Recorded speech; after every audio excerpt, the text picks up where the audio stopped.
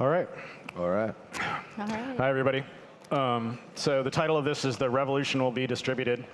That's a little cryptic, but we'll get into it shortly. My first question, coming to this, and I'm sure it's shared by some other people I've been talking to about this talk, is BitTorrent traditionally as a brand, as my mind has been associated with where you go to get content and movies and music and content from artists without paying for it. Here we have somebody from BitTorrent and an artist, a poet and actor sitting together. What are you guys doing on the stage together? Sure. So one of the things that we're focused on at BitTorrent is providing solutions for artists like Saul. What we've built over the course of the past couple of years is a direct-to-fan distribution platform that's based on the open source BitTorrent protocol. And it works in a couple of different ways. It gives creators the ability to monetize their work and choose a business model of their own design, be it free, email, or direct transactions. And it gives creators the ability to tell stories in a totally different way. We believe strongly that music is more than MP3s, and for creators like Saul, this is a format that allows you to take an album and unpack it across music, video, graphic novels, zines, anything that you want to distribute, you can distribute via this technology. And that's why it's so powerful. Okay, so how did you find out about, how did you get into this, and what's your strategy for dealing with this versus your traditional? Well, I mean, the thing is, the traditional models don't necessarily, account for the fact that most modern artists tend to be more multidisciplinarian.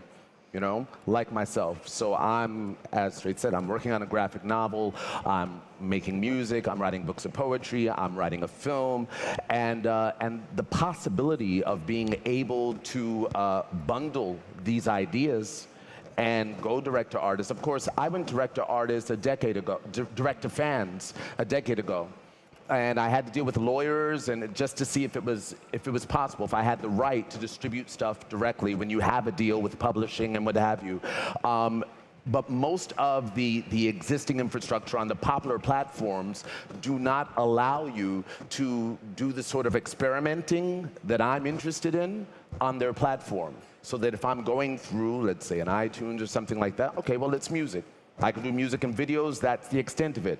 But what about the software that I have, that I'm creating with someone? What about all this artwork? What about, there's so much. So to be able to bundle and package ideas, go direct to artists, it's something that speaks directly to me.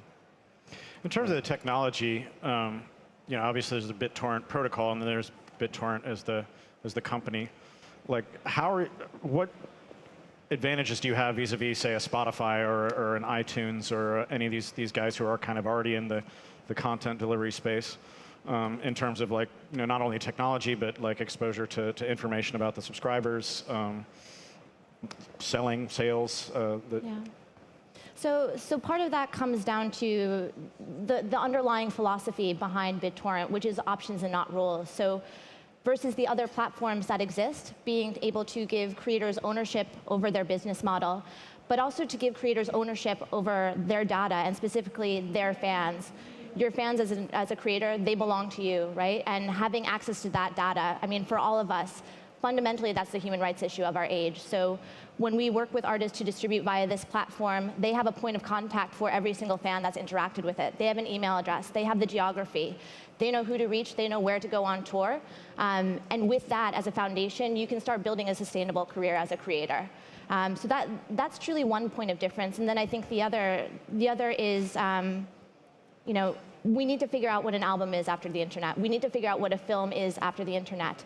And this is a format that will allow you to take a story and push it down every possible narrative format. And I think that's what we're really interested in. We've seen creators like Moby approach the platform as a tool to distribute just stems. So an album of essentially vocal parts and the backing beats. And in the hands of fans, that can become an album that is infinitely reshaped and infinitely retold. And it becomes a very different thing from something that's a straight-up consumer good, something that you passively listen to. Instead, it's dialogue, it's conversation, it's something that we're doing together. Exactly. The existing platforms control the narrative. And so as someone who's let's think of new modern-day filmmakers, for example, who are forced to engage with the existing form of narrative, which may be, like if you're in America, then you have to deal with the American aesthetic, you're dealing with studio, you're making films by committee. But if you want to explore, if you want to experiment, right, you're not going to get the backing, and you're not going to be able to distribute through the existing forms because they're focused on one way of storytelling. I think that many artists we're really corresponding with the new technology, and we're trying to explore new forms of narrative, new ways of storytelling. And some place like BitTorrent allows us, you know, like I said, to reach our fans with these new ways of sharing music. So someone like Moby sharing stems, for example, is amazing. You wouldn't really be able to do that on an iTunes.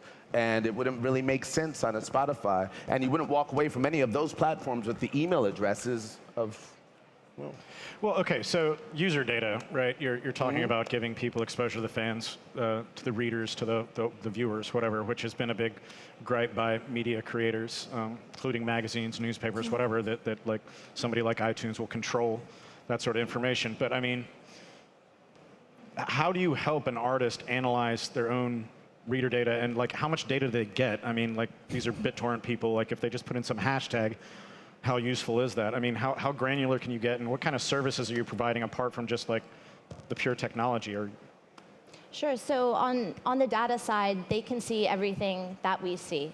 So we have analytics that we turn over to every creator, and part of that is at a very high level, impressions, downloads, streams. Part of that is very specific to the creators or the fans who are engaging, be it an email address that corresponds to a specific geography. But every interaction that we can see on platform is something that creators can see as well. I think helping creators understand what data is and why it's important is definitely a mission for us. And I think the other thing that with data transparency that we're looking to provide is ways to reach global communities and ways to reach a fan base around the world. We have 200 million 18 to 24-year-olds who use our platform every day. And to be able to expose artists who particularly are looking to challenge storytelling and looking to unpack not just an audience in the US, but around the world, that's immensely valuable. okay, you said geography, so you're coming to Asia. This is a place where, for example, in China, you had a whole generation of music fans growing up, fairly unused to paying for music, for example, or video content. That's been a struggle. You've got a pricing program where you're going to try and sell content. You've also got the protocol by which people can download it for free. What's the Asia strategy specific as separate from, say, the US or Europe? I think one of the things that we're looking to do across the board is make sure that there's as much elasticity and flexibility when it comes to business models. So business models like transactional or selling works really well for established creators, and it works really well in the US. Does it work awesome for this market? I think that's where we have to be more creative, and I think ad-supported streaming and ad-supported downloads will give us the ability to monetize that content in countries outside the US in a very compelling way. Again, it's reach inside this market, and it's still free, but you have advertising against it. You also have, again, all of the user data behind it as well. So as opposed to within a traditional platform where you might be confronted with a data black hole and just a lost sale or an ad revenue that doesn't have a user attached to it, we can fulfill that in this market. In terms of your branding yourselves, I mean, you're coming to Asia, but I mean, like, I myself confess to being originally confused about the difference between BitTorrent, the protocol, and like this company you're describing, which is now engaging in a fairly new competitive business model. It's putting you against people with very established brand names. Everybody knows Apple, but there isn't even a BitTorrent specific app, right? I can access you guys through all sorts of genericized. Like, is there a marketing strategy in place to convince people that there's this new thing going on that is separate from whatever just happened to the mic? So there's definitely a marketing strategy in play to drive awareness, and I think with that is the issue of education. People are broadly familiar with the BitTorrent protocol, but in many ways they're not familiar with the BitTorrent protocol that it truly is, right? So you talk about downloading films. BitTorrent is the foundation of the internet as we know it. It's up to 40% of internet traffic. It is used by the dominant web platforms, including Facebook, Twitter, Wikipedia, Amazon. If you use the internet on any level, you're using BitTorrent. And I think that's that's sort of the message, and that's sort of the approach that that we're trying to do to reintroduce people to the brand, and also to drive awareness of these initiatives that impact the creative community that we connect so profoundly with. So you've been working with BitTorrent on this. Like, in terms of your helps, 5 years from now, I mean, your shopping list of like features that this company would bring to offer you in terms of services, I mean, what would be the number one thing that would resolve a business problem or something, a creativity problem for you? Well, it's funny because we're talking about like, transactional culture and business problems, but, for me, one of the major strengths of BitTorrent is the relationship to net neutrality. And, we're living in an age of dissent. And, it was Fela Kuti who said, music is the weapon of the future. Music is, for some of us, the tool that we use to get in, to talk about the things that we really want to talk about, And so it's not so much that, it's wonderful to have a platform that allows a multimedia artist to share different aspects of their work simultaneously and streamline those, bundle those, where you wouldn't be able to do it, like I said, in all those different other platforms. But simultaneously, it's, they are essentially like the torrents are the memory of the internet itself. Right? It's the idea of, you can help me out here, Straith. No, it is. I think that's exactly right. Like, it is the memory of the internet. Like, as a file, like, not to be too nerdy, it's decentralized. So if I send it to you, you and I know what is inside the file. Exactly. But that transfer process, it can't be censored. It can't be taken down. It will live forever. And in that way, it is the internet's memory. And that's what I'm talking about, the idea, like decentralization is like the core of like modern social movements. And that's what we're here to talk about as well, right? Yeah. Art and dissent, and, right? I mean, I have a song called Burundi, where I say I'm a candle, chop my neck 1,000,000 times, I still burn bright and stand, which is to say that you can take out one, but you can't take out every one of us. Well, that's precisely and that's exactly, kind of, I think, where the revolution part comes in, and that's where you come into tension with the business model in Asia. Obviously, there's a government next door that doesn't really subscribe to the idea that the revolution should be distributed via social media. They have a specific policy to make sure that doesn't happen. They're not the only government that has concerns about that sort of thing. So, I mean, they look at, for example, the Arab Spring, in which Twitter was given some credit, fairly or not, for spreading, and they see this as a nightmare, and the result is this great, wreckage. And so for a government that's concerned, about maintaining stability and maintaining control of traffic, this sounds very threatening. What would you say, if there was a policymaker from a government, say, for example, Indonesia, that you should let us do business and seek market share in your country. What's the argument to them that this is beneficial and not threatening? So it sounds like it's about instability, but it's also about creating new economies and sustainability for the creative marketplace, which is growing, right? And if everybody who could possibly sell or create value for their work is enfranchised to so do, then that's a huge economic opportunity. I think in the case of our platform specifically, rights holders upload the content, and they agree that they have the ability to so do. And that's the nature of our platform. But giving these artists the voice, but also the entire community and the entire economy the ability to monetize this work that's a huge opportunity. But so if a government ordered you to stop hosting a given... Sure. Can you talk a little bit about the act of killing, Yeah, and I think just to the point of like stop hosting, we actually don't host the content, and that's the nature of peer-to-peer, and that's the nature of torrents. It's completely decentralized. So if there's a file, if it's a movie, and I've sent it, like everybody who is seeing the movie is also the network. So there's no single point of failure. There's no server that can be shut down. The network itself is hosting it, not us. With respect to the act of killing, If you guys aren't familiar with it, it's a documentary that deals with the genocide in Indonesia. And we did not distribute the film per se, but what we distributed is the director's research, his interviews, his process getting into this film. And that's what we distributed. And it saw 3.5 million downloads around the world. And for an event that was really unknown in the West, that's incredibly important. For us to have the ability to preserve this memory is incredibly important. And the ability for us to get 50,000 copies of, again, this behind the scenes or process-driven material back into Indonesia, which we did, that's important as well. Okay, well, so in terms of going forward, where do you see the areas for investment and development in terms of the infrastructure that you're going to build out for this, and how worried should the iTunes, the Apple, and your competitors be, given this protocol backbone you have?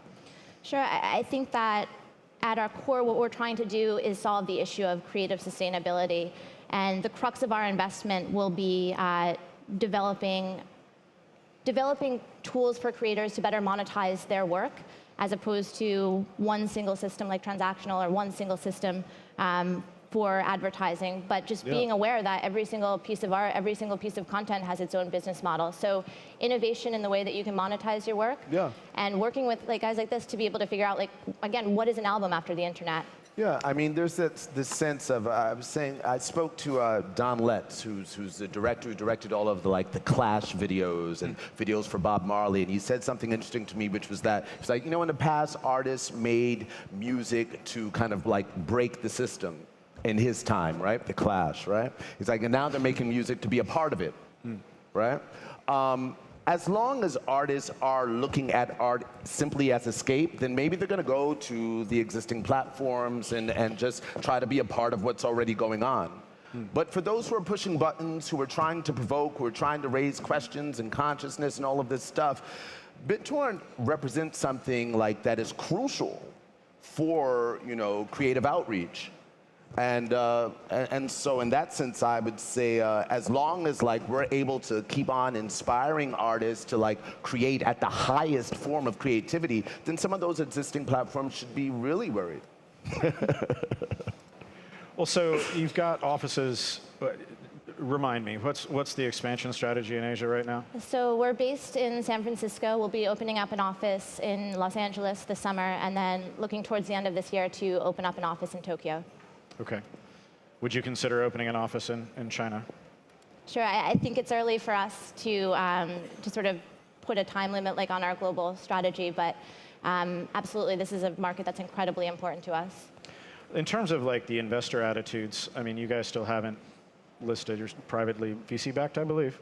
Are you looking to dramatically increase your capital and intensify competitive investment to develop this line, or is it going to be more of a gradual process? I think it's going to be gradual. I think at this point we have a couple of factors that work really strongly for us. We have a network of 30,000 creators who are working with us to build this platform. We also have a network of 200 million fans around the world. So I think it's about developing for us the tools that can help better resource the creative community and expand engagement within the audience that we have. So you've got a fairly friendly revenue split. But I mean, obviously, for example, a gallery owner, will tell you, well, yeah, I take a big split because I do marketing, and in exchange for which I want exclusivity because I'm going to try and develop this artist and put their name out there. Sure. So just kind of putting a file on a distribution network doesn't actually raise. How do you balance the need to kind of offer artists an actual promotional function with the need to preserve this kind of this revenue split, seeing that you guys are not an established media agency as such? Sure. So because we're decentralized, our hosting costs are minimal, which is why we can look at a much more compelling revenue split. I think when we work with artists, and the platform's open to anybody to use, but when we do work with artists on a one-to-one basis, it's not about exclusivity. When the best possible outcome for the creator is to have an awesome release across all of the platforms that matter to their audiences and to their fans. In many cases, we're reaching a slightly different and lateral audience to what you would see on iTunes and Spotify. So this is just unlocking another avenue for them, or another way to present their work that's not music or video, but instead something more multimedia. So it's about collaborating with them to build an ecosystem as opposed to demanding exclusivity. So do you see? I'll give you the last word. Like in terms of your strategy for like working with BitTorrent versus other things, do you see yourself eventually working exclusively with BitTorrent, or are you going to continue to kind of spread your bets? I'm an independent artist. I mean, at the end of the day, I'm an independent artist even when I do a deal with Sony or Columbia or with anybody. The independence is here, right? So I don't know if it would be exclusively with BitTorrent. You know, for example, I'm working on a film right now. The project I've been working on for a while, and I'm still working on, it's called Martin Luther King. It's about a hacker who lives in Burundi, and there's a film, there's a graphic novel component, there's musical components. And so let's say I wanted to distribute the film through BitTorrent, but I had an opportunity for it to be in theaters as well. I would take both. You should. I would take both, you know, so it depends. It depends. But it really depends. I mean, I think what Straith says about having a business model that goes with the project is also really important. So it really depends on which aspect of the project we're talking about. There are certain aspects that would be perfect to be exclusive with BitTorrent because other platforms wouldn't be able to host that sort of thing, you know? So it really depends on the aspect of the project or on the project itself, you know? But for an artist to be able to create their own business model or determine their own business model is huge. And if the government of Burundi decides they don't want this work to be available to the citizens of Burundi, there's no way they can block it? There's no way that you can take down or censor a torrent, no. You heard it here, folks. Be Thanks afraid, be very afraid.